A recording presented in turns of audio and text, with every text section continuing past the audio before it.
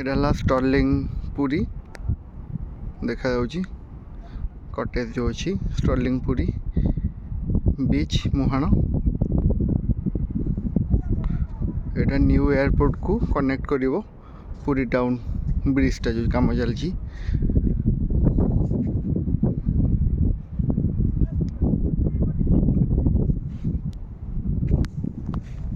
तो जीवा भी देखा कौन सब डेवलपमेंट काम होती एंड ये केते एकर जगह अच्छी। यहाँ 60 फुटिया रास्ता काम चलती आगू देखा पूरा कंप्लीट हो अल्प बाट अच्छी बीच को कनेक्ट करने काम चलती। से पर्यंत काम हो जाए पूरा कंप्लीटली पिचु रास्ता 60 फुट्र एपट को काम चली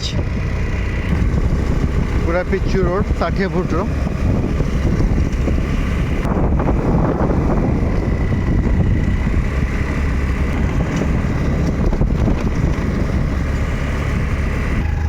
यहाँ ग्रिड स्टेशन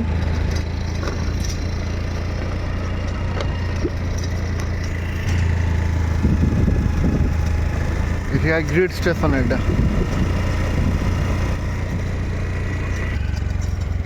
ये जो बाउंड्री है न्यू एयरपोर्ट डिमार्केटेड बाउंड्री ये पाखापाखि रास्ता नहीं पारते से माने डिमार्केटेड है पूरी इंटरनेशनल एयरपोर्ट और जस्ट के आगे प्लॉटा पड़ो।